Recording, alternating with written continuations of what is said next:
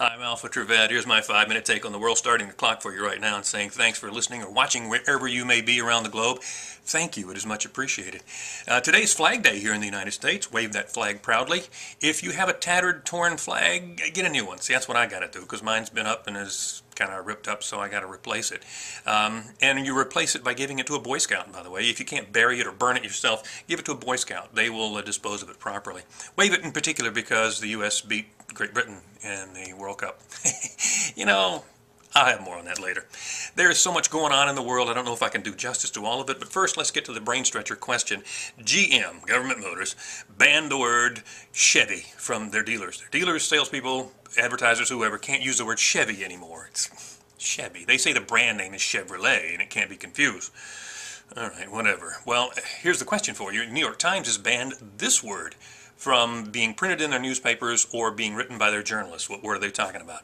Have that for you in about 4 minutes. And speaking of journalism, you know, the government, our federal government, wants to subsidize newspapers. Yeah, because newspapers are in such bad shape. And the reason why is because they're so left-wing that nobody reads them anymore. They're going to the internet. And by the way, they want to control that too. Funny thing, huh? But they want to subsidize newspapers, bailing them out, paying their paychecks. And you know what happens then if the government is paying your paycheck to keep you in business and paying your employees and subsidizing them? Then they get to control the message, and that's what that's all about. It's kind of scary, isn't it? Can you say Pravda and Izvestia? Speaking of the old Soviet Union, a couple of their republics are at war. Kyrgyzstan and Uzbekistan. It seems like the Kyrgyzstanians, or whatever you call them, are trying to kick out the Uzbeks, kick them back across the border into their own country. See, in the old days of the Soviet Union, the oligarchy could control that and kind of quell that violence. Can't do so much anymore. 100 people already dead. In the Middle East, Iran is sending aid ships to Gaza. Isn't that nice? You know, they cared so much about the Palestinians in the Gaza Strip all these years. They don't give a damn. All they're trying to do is incite some violence and to antagonize the Israelis. And this might do the trick. Who knows what might happen to oil business and everything else. Oh, we've got our own problems with oil here in the Gulf of Mexico. It just keeps shooting into the Gulf. Meanwhile, our president's going to have a speech tomorrow night, and the White House is calling it his finest hour. God, I hope so, because 56 days into this, and he hasn't had very many good hours up to this point. In fact, today, he's going to spend 5 hours playing golf. Isn't that great? He has played more golf in a year and a half than George Bush played in 8 years. Do you know that? And George Bush got ridiculed every time he went out on the golf course. Any word about Obama? No, not so much. I even hesitate talking about the comparison of the two because all the talking heads in the Democratic Party were on the TV shows talking about how George Bush is to blame for all the problems here in this country. Come on, man up a little bit there, Barack. I mean, you were man enough to use the word ass the other night. Maybe you'll use it again in your speech tomorrow night. But man up and take responsibility for some of what's going on. I mean, yeah, you inherited a $3 trillion deficit, but now it's $13 trillion.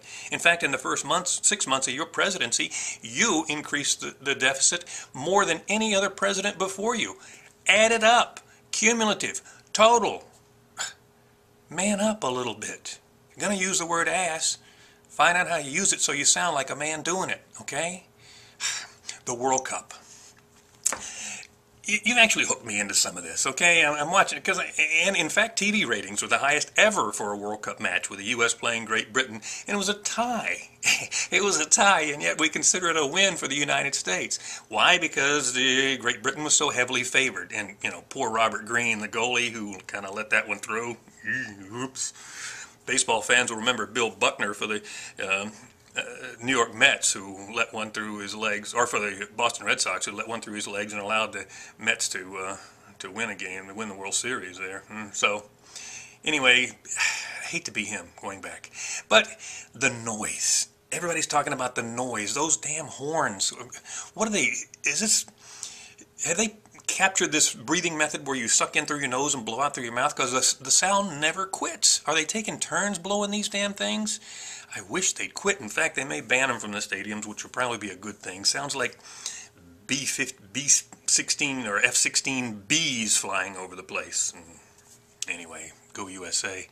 Fly those flags. All right, here's the answer to today's brain stretcher question. The New York Times has banned the word tweet.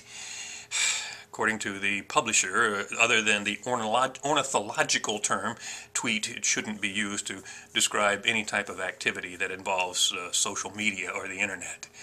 Okay, yeah. More control, huh? And that's what it's all about. Enjoy Flag Day. Enjoy this day. Look for a lot more stuff going on during the course of the day. And tomorrow, of course, Barack Obama is going to solve the Gulf of Mexico problem. Yeah, good luck with that.